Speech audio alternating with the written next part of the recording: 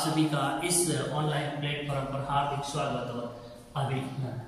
अपन आज जिस टॉपिक को लेकर के बात करेंगे वो अपना टॉपिक रहेगा। कल अपन ने जो चंबल नदी थी उससे संबंधित जो महत्वपूर्ण प्रश्न थे या महत्वपूर्ण जो बातें थी उसके बारे में किस प्रकार का प्रश्न है प्रतियोगी परीक्षा में आ सकता है उसको लेके अपन लोगों ने बात की थी। आज अपन इसी बात को आगे बढ़ाते हुए आज अपन जो बात करेंगे वो बात करेंगे कि जो चंबल नदी है उसकी सहायक नदियां कौन कौन सी है और यहाँ उन सहायक नदियों के अंतर्गत अपन विशेष रूप से उन नदियों के बारे में ही अध्ययन करेंगे जो हमारी परीक्षा की व्यू की दृष्टि से जो महत्वपूर्ण है उन नदियों के बारे में बात करेंगे। आप और हम सब जानते हैं कि एक बार अपन लोग ये समझने का प्रयास करेंगे कि चंबल नदी का जो अपवाह तंत्र है वो कहाँ का है। एक बार उसको देख लेते हैं, उसके बाद अपन इसकी कौन कौन सी सहायक नदियां उन सब के बारे में अपन है वो जानकारी प्राप्त करेंगे। यानी कल अपन ने कल वाली क्लास के अंदर बात की थी कि यहाँ जब मैं बात की उसमें अपन लोगों ने देखा था कि यहाँ जो पहाड़ियां थी जिसको अपने कहा था जानापाव की पहाड़ियां, यहाँ से एक नदी निकली थी और उस नदी का जो नाम था वो अपने पास नाम था चंबल नदी। यानी ये नदी यहाँ से निकलती है, मान लीजिए चंबल नदी, और एमपी में बहती है, उसके बाद राजस्थान के अंदर ये प्रवेश करती है विद्यार्थियों चित्तौड़गढ़, उसके बाद में कोटा बूंदी यहाँ होते हुए ये नदी की अपन बात करें तो ये आपका सवाई माधोपुर, उसके बाद में करौली, उसके बाद में धौलपुर, उसके बाद में इधर से नदी आती थी और उस नदी का नाम था यमुना नदी। तो उस नदी के अंदर क्या हो जाती, तो एमपी मुरादगंज के अंदर ये नदी थी वो यमुना नदी के अंदर विलीन हो जाती थी। ये बात तो अपन ने कल वाली क्लास के अंदर कर ली। आज अपन ये देखेंगे इसकी इस तरफ से मिलने वाली नदियां कौन कौन सी है और इसकी इस तरफ से मिलने वाली नदियां कौन। इस तरफ का मतलब है इसको अपन कहेंगे दाएं तरफ से, चंबल की दाएं तरफ से मिलने वाली सहायक नदियां, और इस तरफ से मिलेगी उसको अपन बोलेंगे बाह्य तरफ से मिलने वाली सहायक नदियां। तो दो प्रकार से इधर से जितनी भी नदियां आकर के चंबल में मिलती है विद्यार्थियों तो उनको अपन लोग कहते हैं कि दाएं तरफ से मिलने वाली चंबल की सहायक नदियां, और इस तरफ से जो मिलेगी उसको अपन कहेंगे बाईं तरफ से चंबल में मिलने वाली सहायक नदियां। और देखिए विद्यार्थियों, या इस तरफ जितने भी चंबल की सहायक नदियां हैं उन सभी नदियों का लगभग सामान्य में बात करूं उन सभी नदियों का उद्गम स्थल होगा वो प्यारे विद्यार्थियों क्या होगा, वो होगा आपका एमपी से होगी। लगभग सामान्य इसकी सहायक सारी नदियां हैं उनका उद्गम स्थल एमपी से होगा। तो एक बात हमें ये भी ध्यान रखनी पड़ेगी। तो चलते हैं अपन बिना देरी के अपनी बात की ओर आगे बढ़ते हैं और अपन देखते हैं कि कौन कौन सी नदियां हैं। इस मानचित्र यानी इस मानचित्र का भी अपन उपयोग करेंगे, साथ साथ में रफ डायग्राम से भी इनको क्या करेंगे अपन समझने का प्रयास है वो विद्यार्थियों करेंगे। देखिए जैसे मैं आगे बढ़ता हूं तो आपके सामने एक इस प्रकार का ये देखिए ड्रॉ किया हुआ मानचित्र दिखाई दे रहा है विद्यार्थियों। जब मैं इस मानचित्र की बात करता हूं तो आप देखिए यहाँ पर एक आपको मुख्य नदी है वो विद्यार्थियों दिखाई दे रही है, और इस नदी का नाम क्या है आप और हम सब जानते हैं विद्यार्थियों। ये जो अपने पास नदी है इस नदी का नाम है चंबल रिवर।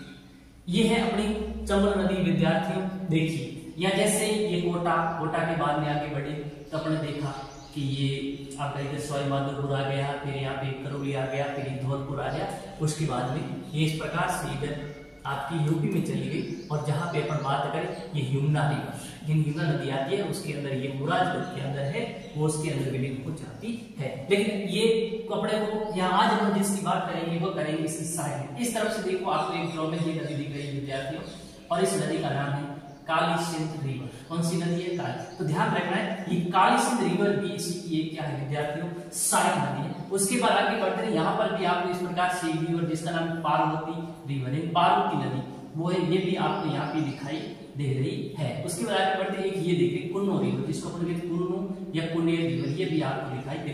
अब अपन एक एक के बारे में बात करेंगे कि ये निकलती कहां से है और कहां पर राजस्थान के अंदर प्रवेश करती है। तो देखिए अपन यहाँ पर एक रफ डायग्राम बनाते हैं, उसको मैं वहां पीछे वाले मानचित्र पर भी आपको बताऊंगा। मान लीजिए अपन बात करते हैं, जब बात करें तो मान लो यहाँ एक मैं पहाड़ी बनाता हूं और इस पहाड़ी का नाम है जानापाव पहाड़ी। ये कहां है, ये अपने सब अच्छी तरह से पढ़ लिया। अब मैं बात करूं तो यहां से क्या निकलती है, नदी निकलती है उस नदी का नाम क्या है विद्यार्थियों? उस नदी का नाम है, वो है अपने पास इस प्रकार से एक रिवर निकलेगी अपनी विद्यार्थियों, ये इस प्रकार से, और इस रिवर के अंदर एक इधर से और रिवर आएगी, वो मिलेगी इस प्रकार से। अब जब मैं बात करूं विद्यार्थियों, तो अपन जानते हैं कि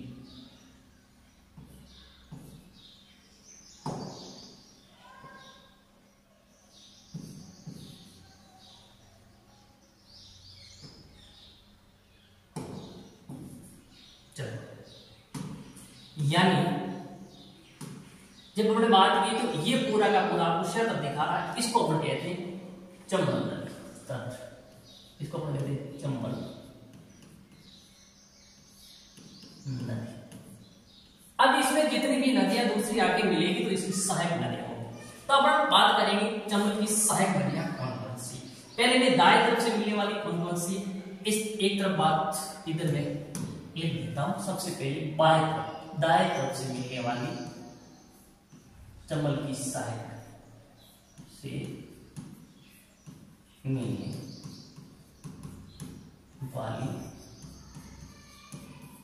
सहायक नदी, यानी इस चंबल नदी के अंदर दाएं तरफ से मिलने वाली इसकी सहायक नदियां कौन कौन सी।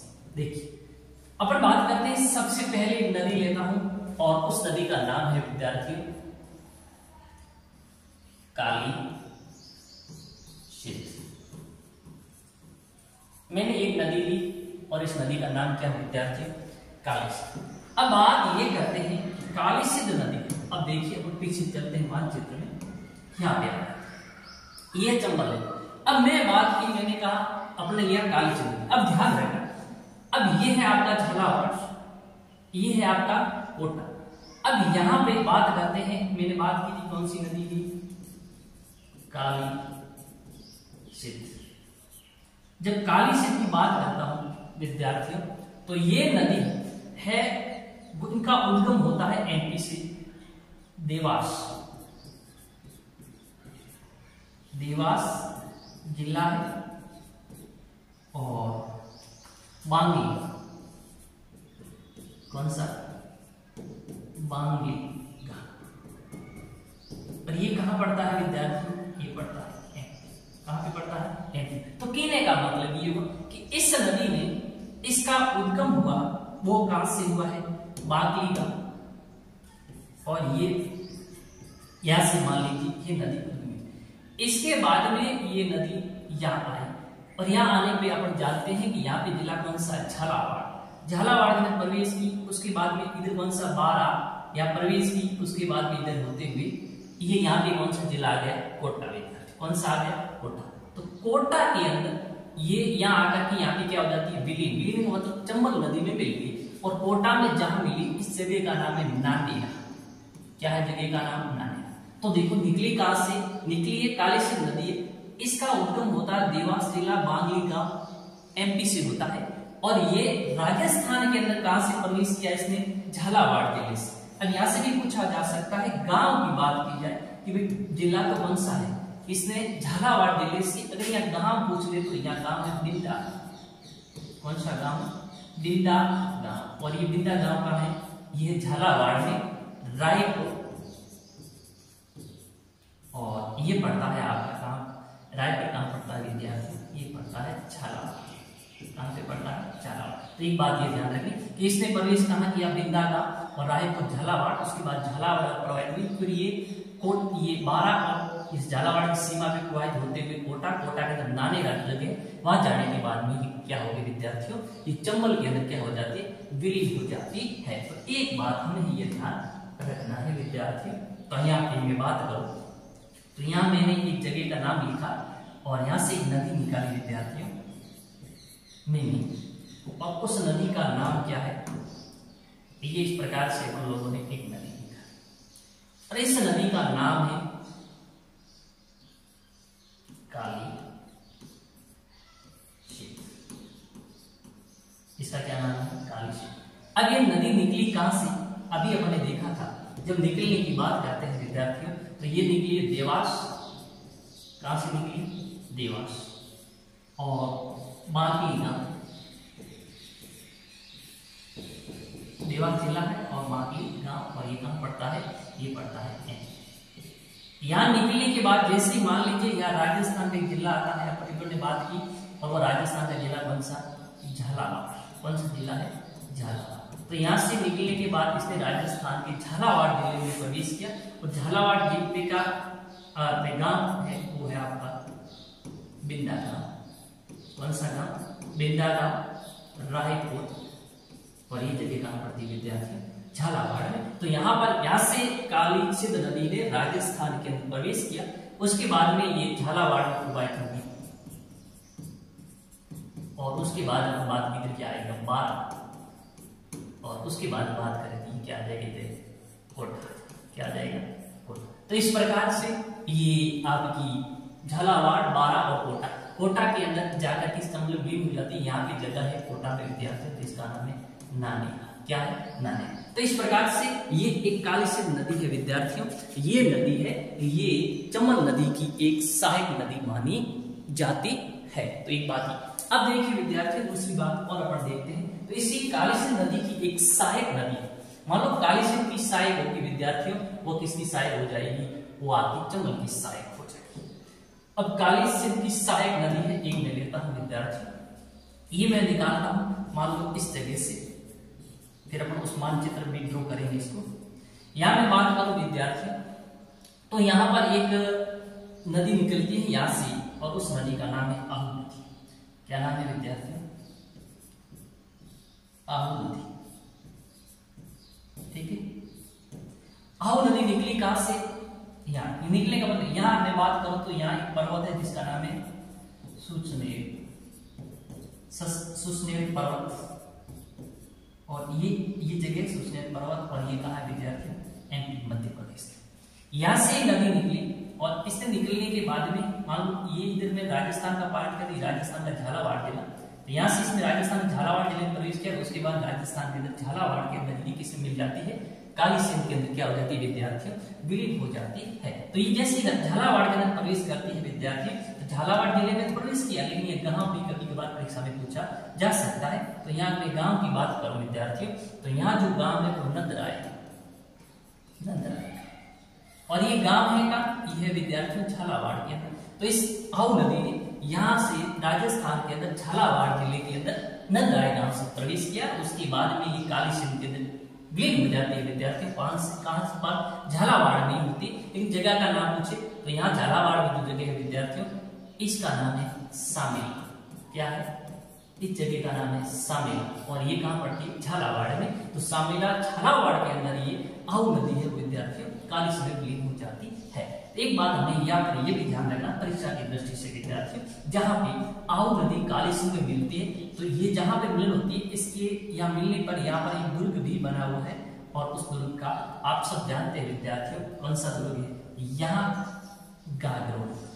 कौन सा है, गागरोन दुर्ग।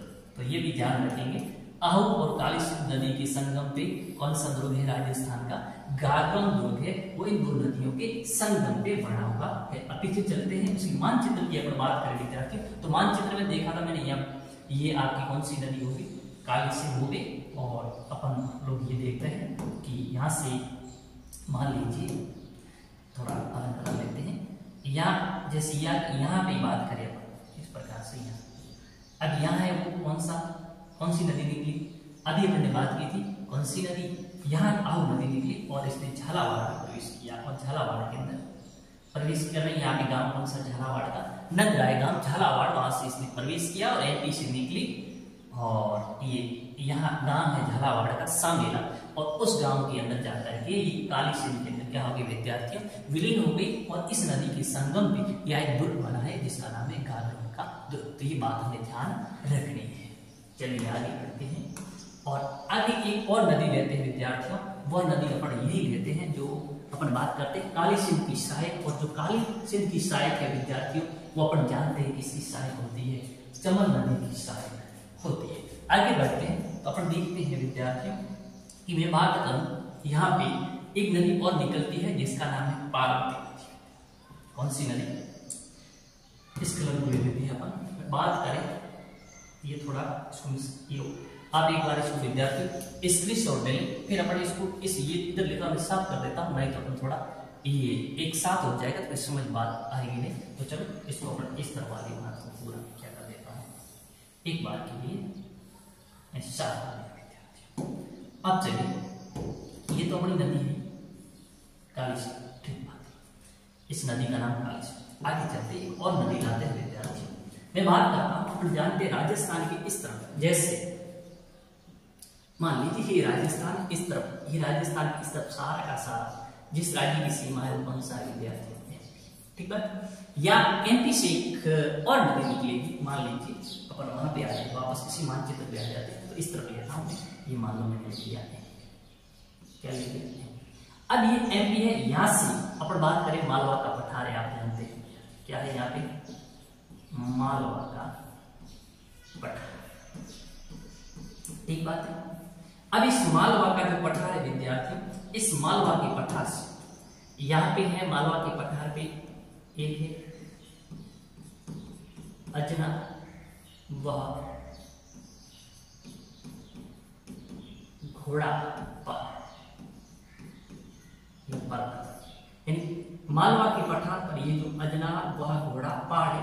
अब यहां से एक नदी निकलती है, मान लीजिए ये, और ये जगह कहाँ है, अजनार और घोड़ा पहाड़, ये कहाँ पे, मालवा का पठार है, वहां पर पर्वत है और वहां से एक नदी निकलती है विद्यार्थी, और इस नदी का नाम है पार्वती। कौन सी नदी निकलती है यहाँ से, हाँ यहाँ से पार्वती में विद्यार्थी, यहाँ से नदी निकलती है जिसका नाम है प्रवन नदी। कौन सी नदी निकलती है, यहाँ से एक नदी निकलती है जिसका नाम प्रवन नदी, ठीक बात। तो अपने को ये ध्यान रखना है कि उसकी एक अपन ने बात की थी कौन सी नदी की, इसकी एक अपन ने बात की अभी मालवा का पठार, और मालवा के पठार पर अपन लोगों ने जो बात की थी वो बात की थी अजना और घोड़ा पहाड़ है, वहां से एक नदी निकलेगी विद्यार्थी, और उस नदी का नाम क्या है, प्रवन नदी है। और ये जो प्रवन नदी है विद्यार्थियों यहाँ से निकली, अब निकलने के बाद मैं इसकी बात करूं तो ये नदी झालावाड़ के प्रवेश करेगी, ठीक बात है। और झालावाड़ बहते हुए विद्यार्थी इधर ये कौन सा, इधर तो आपका कोटा, इधर कौन सा है, बारह। अब यहाँ पे आकर के ये किसमें विलीन, झालावाड़ से ऊपर है, कोटा बारह में जाने के बाद किसमें विलीन होगी, काली से। तो ध्यान रखना कि इन्होंने झालावाड़ के अंदर, यानी इधर जिला मालूम में राजस्थान कौन सा, झालावाड़, तो वहां से इसने राजस्थान के अंदर प्रवेश किया, और राजस्थान में झालावाड़ जगह की मैं बात करूं तो वो विद्यार्थियों अभी मैंने देखा था ये जगह है जिसका नाम है खारीपुर,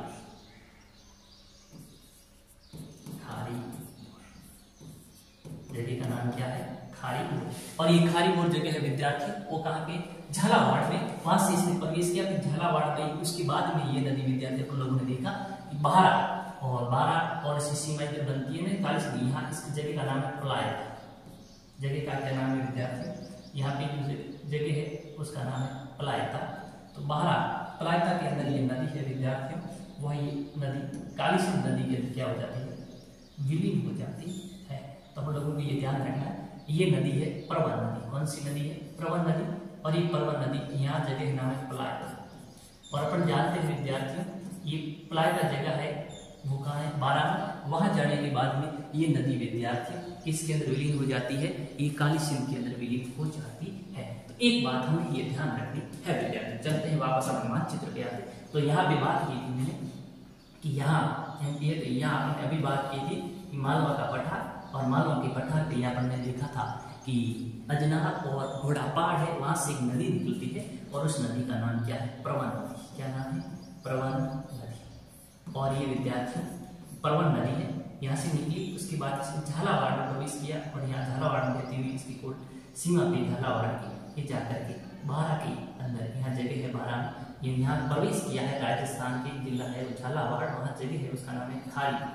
कौन सी जगह है विद्यार्थी, खारी बोर जगह। वहां से इसने राजस्थान के झालावाड़ जिले में प्रवेश किया। फिर ये झालावाड़ बारा की सीमा पर यहाँ जगह है उसका नाम पलायता। क्या नाम है, पलायता। और ये जगह कहाँ पड़ती है, लगभग इधर बारा में। तो वहां जाने के बाद ये नदी विद्यार्थियों है आपकी, वह काली सिंध नदी के अंदर क्या हो जाती है, विलीन हो जाती है। तो एक बात हमें ये परीक्षा की दृष्टि से ठीक ठाक है विद्यार्थी। ध्यान में रखनी है। अब आपने इसी का एक बार देखते हैं। अब अपन देखते हैं विद्यार्थी कि ये जो अपनी परवन नदी है विद्यार्थियों, इस नदी की एक सहायक नदी और है जिसका नाम है नीमाच। और ये भी कहां से निकलती है विद्यार्थियों? ये नदी की बात की जाए तो ये नदी आपकी है वो विद्यार्थियों ये निकलती है एमपी से निकलती है। इधर एमपी, तो यहां से मैं एक नदी निकालता हूं जिसका नाम है नीमाच या नीवाच, नीवाच, ठीक है। नीमाच या नीवाच ये नदी निकली कहां से? एमपी से। एमपी से निकलने के बाद इससे विद्यार्थी ऐसे भेजते, सीधी सी बात है कहा ये 12 और 12 के बाद झालावाड़ के प्रभावित होते हुए नदी किसमें मिल गई? झालावाड़ के अंदर ये नदी आकर के विद्यार्थियों किसमें विलीन हो जाती है? ये आपकी काली मतलब जो परवन नदी है उसके अंदर विलीन हो जाती है। तो ध्यान रखना ये नदी निकली कहां से? एमपी से निकली है। उसके बाद में इधर दृष्टिकोण से आएगा 12 में प्रभावित होगी विद्यार्थी, और 12 के आगे आगे यहाँ क्या आएगा? झालावाड़। झालावाड़ के अंदर आने के बाद ये नदी विद्यार्थियों है वो आपकी का जो अपने पास परवन नदी थी विद्यार्थियों, उस परवन नदी के अंदर क्या हो जाती है? विलीन है वो हो जाती है। इसी प्रकार से इसकी एक और सहायक नदी की मैं बात करूं विद्यार्थियों, ये भी आपकी एमपी से निकलती है और उस नदी का नाम है कि काली। क्या नाम है विद्यार्थियों? काली। तो ये भी आप लोग ध्यान रखें कौन सी नदी है? काली खो। ये नदी एमपी से निकलती है और एमपी के बाद झालावाड़ प्रवेश करने के बाद में झालावाड़ के अंदर ये नदी है विद्यार्थियों परवन नदी के अंदर क्या हो जाती है? विलीन हो जाती है। तो इस प्रकार से एक नंबर अपने बात ये थी कि देवास बाकली गांव वहां से कौन सी नदी निकली? काली नदी। और इसकी सहायक फिर अपने पढ़ा था कौन सी नदी? अहम नदी, जो सुसनेर परवाह से निकली, ठीक है। उसके बाद अपने कौन सी नदी देखी थी विद्यार्थियों? इसकी सहायक नदी परवन नदी। और परवन नदी की सहायक नदी दो वर्ग देख ली अपने, एक का नाम क्या है विद्यार्थियों? काली खो है और एक का नाम क्या है? नीमाच। क्या है? नीमाच। तो इस प्रकार से ये नदियां थी विद्यार्थियों, वह इस काली सिंध नदी की सहायक, और जो काली सिंध नदी की सहायक होगी विद्यार्थियों वो सारी की सारी नदियां किस पे गिरेगी? जाकर के काली सिंध में गिरेगी। और काली सिंध नदी है वो विद्यार्थियों अपना पूरा जो जल है वो किसमें गिरा देती है? चंबल नदी में गिरा देती है। तो इसलिए ये सारी की सारी किसकी सहायक होगी विद्यार्थियों? चंबल नदी की सहायक नदियां होगी। तो एक बार आप लोग इसको स्क्रीनशॉट लीजिए और फिर चलते हैं आगे। अब यहाँ आप देखोगे ना तो विद्यार्थियों मान लो यहाँ से वो नदी मेरी ये परवन नदी होगी, उसके बाद में बात करेंगे। यहाँ अगर आप इसको थोड़ा सा रोकना चाहते हैं तो एक बार के लिए ये है जो लाया था इसको आप साफ कर देते हैं, ठीक बात है। जब मैंने देखा तो यहाँ से मैंने कहा था एक नदी निकली थी, यहाँ से रोस नदी का ये 12 में लेती है, 12 में झालावाड़ के अंदर आकर के ये सब विलीन हो जाती है। और इस नदी का नाम क्या था? अभी अपन लोगों ने देखा था और जिसका यहाँ मैं इसको एक बार थोड़ा सा साफ करके ठीक बात। मान लो यहाँ से निकले इस प्रकार से झालावाड़ 12 झालावाड़, ठीक बात। इसका नाम अभी अपन लोगों ने देखा था जो था आपका, एक का नाम था काली खो नदी और दूसरी नदी है वो अभी अब इसकी जो एक सहायक नदी है वो मानी जाती है। और ये 12 के बाद में झालावाड़ वहाँ पे, और इसी प्रकार से एक नदी यहाँ से निकालते हैं और ये सीधी आपकी 12 में झालावाड़ के अंदर प्रवेश करती है और झालावाड़ में प्रवेश करने के बाद में इसके अंदर विलीन हो जाती है। इस परवन नदी के अंदर क्या हो जाती है? विलीन हो जाती है। इस नदी का नाम है नीवाच, नीमाच, ठीक बात है। और ये नदी ये दोनों कहाँ से निकली? एमपी से निकली। इस नदी का नाम क्या है? काली। इसका नाम क्या है? काली। इसकी सहायक नदियां थी। आगे बढ़ते हैं, एक नदी और भी अपन देख लेते हैं और उस नदी का नाम क्या है विद्यार्थियों?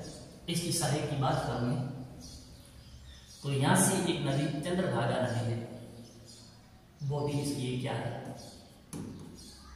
काली सिंध नदी क्या मानी जाती है?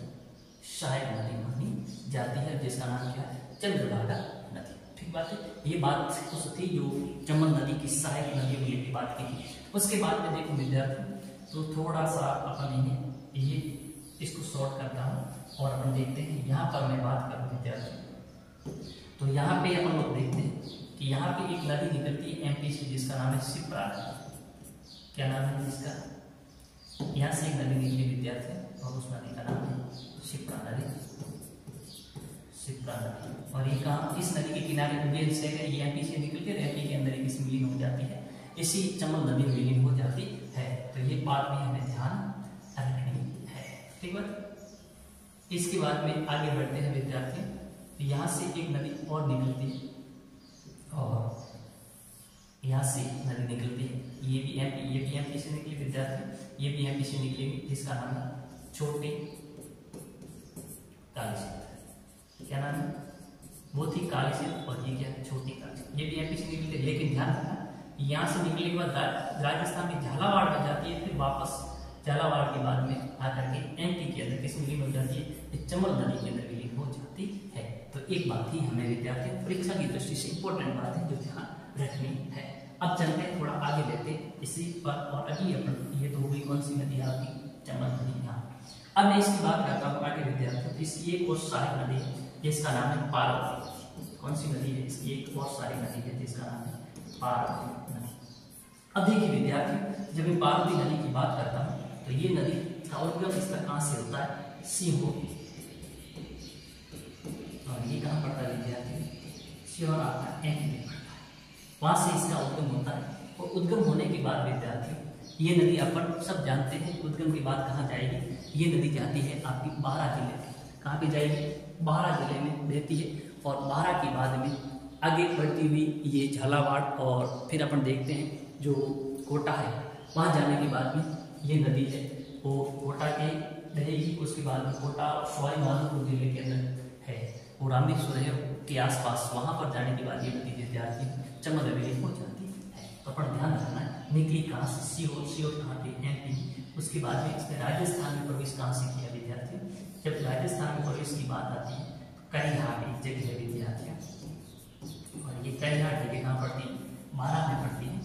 वहां इस नदी ने राजस्थान के अंदर क्या किया है? प्रवेश किया है। तो ध्यान रखना, जब प्रवेश करने की जगह पूछे विद्यार्थी तो आपके पास जगह होगी, उसका नाम क्या है? जो करिहाट, और जो कहाँ पड़ती है? बारां में पड़ती है। उसके बाद में ये नदी विद्यार्थी आपकी बारां के बाद में आगे अपन बढ़ते हैं थोड़ी सी कोटा, फिर सवाई माधोपुर के अंदर जाने के बाद में ये नदी है वो इस चंबल में क्या हो जाती है विद्यार्थी? विलीन हो जाती है। अब देखिए मानचित्र पे अपन बात करें विद्यार्थी तो ये हो गए। मैंने यहाँ मान लेता हूँ मैं यहाँ से एक नदी निकलती है, ठीक बात है? हाँ, या इसको थोड़ा इधर ले आते हैं यहाँ से। अब यहाँ से नदी निकली, और इस नदी का नाम क्या है विद्यार्थी? इस नदी का अभी अपने देखा था, उसका नाम था पार्वती नदी। बारां और बारां कोटा से होती हुई ये सवाई माधोपुर में जाने के बाद में किसमें विलीन हो जाती है विद्यार्थी? ये हो जाती है चंबल नदी के अंदर आपकी विलीन हो जाती है। इस नदी का नाम है पार्वती नदी। क्या नाम है? पार्वती नदी। और ये नदी निकली कहाँ से विद्यार्थी? ये नदी निकली है आपकी, जो अभी अपने बात की थी, सीहोर, और ये कहाँ पड़ता है? एमपी।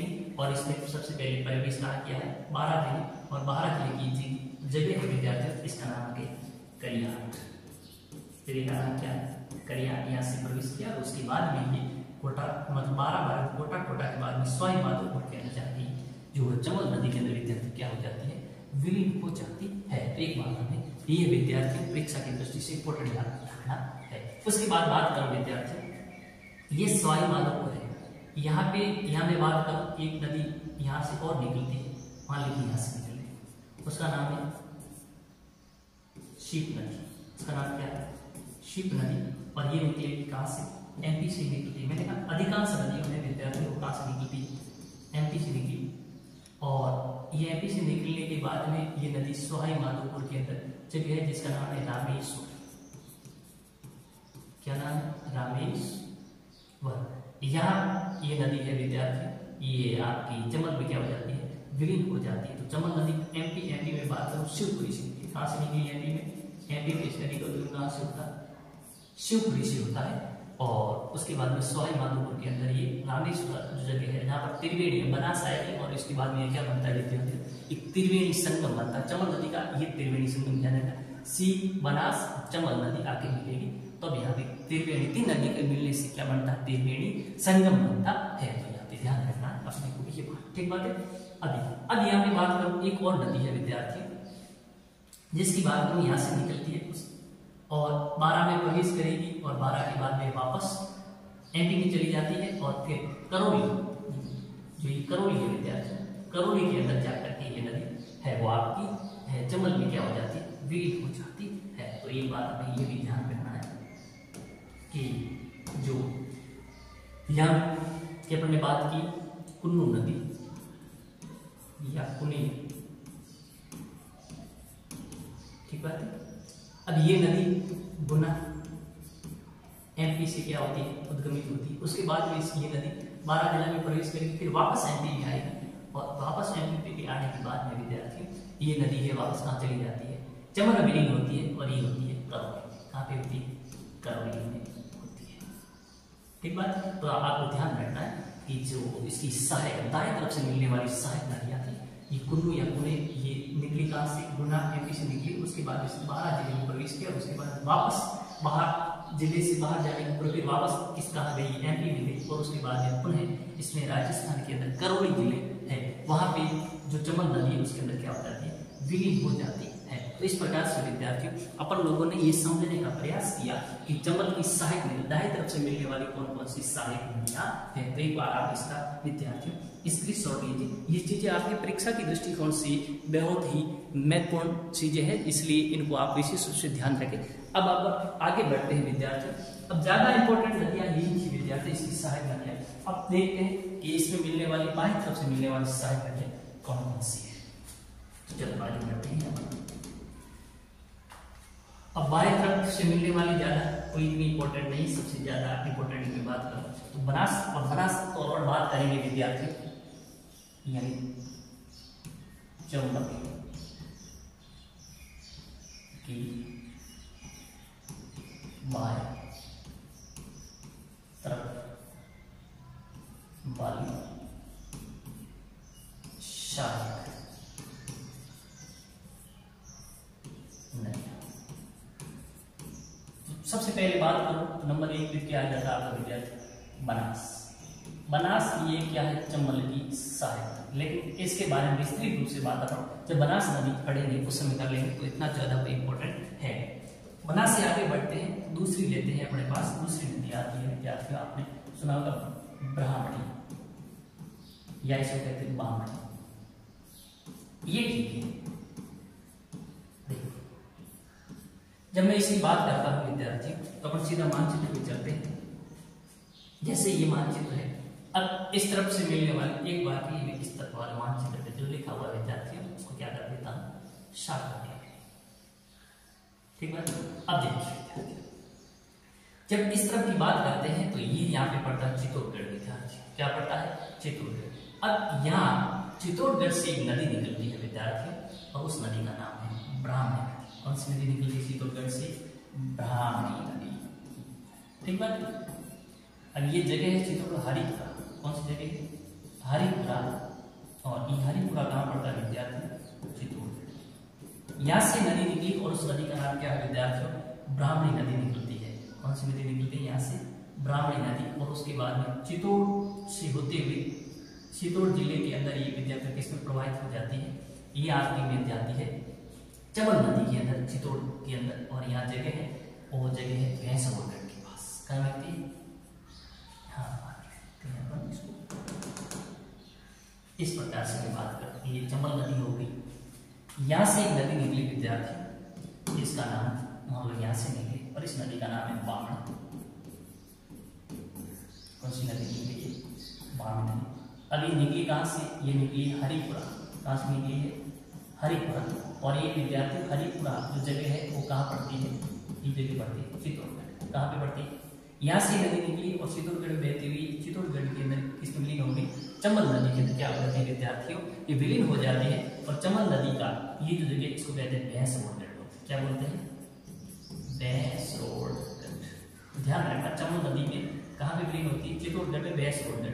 अब यहाँ पे आप ध्यान रखना है, यहाँ चित्तौड़ का जो भैंसगढ़ दुर्ग है वो इन दो नदियों की संगम है, ब्राह्मणी और कौन सी नदी विद्यार्थियों, ब्राह्मणी और जो आपकी ये चित्तौड़ मतलब चंबल नदी, इसके संगम में ये क्या है, यहाँ पे क्या है, भैंसगढ़ का दुर्ग है वो यहाँ अवस्थित है, ठीक है। ये नदी थोड़ी आगे जाती है विद्यार्थी, तो यहाँ पे इस पे जलप्रपात भी है और इस जलप्रपात का नाम है चूलिया जल प्रपात। तो ये बात ध्यान रखेंगे कौन सा है, चूलिया जलप्रपात। और ये ध्यान रखना विद्यार्थी, राजस्थान का सर्वाधिक ऊंचाई वाला जलप्रपात है, ध्यान रखना कौन सा, चूलिया जलप्रपात। और कहाँ है, भैंसोड़ कहाँ है विद्यार्थी, चित्तौड़गढ़ में। तो एक नदी है वो हमें ये है, परीक्षा की दृष्टि से ठीक ठाक विद्यार्थी ध्यान रखना है। फिर आगे बढ़ते हैं, तो यहाँ एक जगह है भीलवाड़ा, जिला आता है कौन सा, भीलवाड़ा।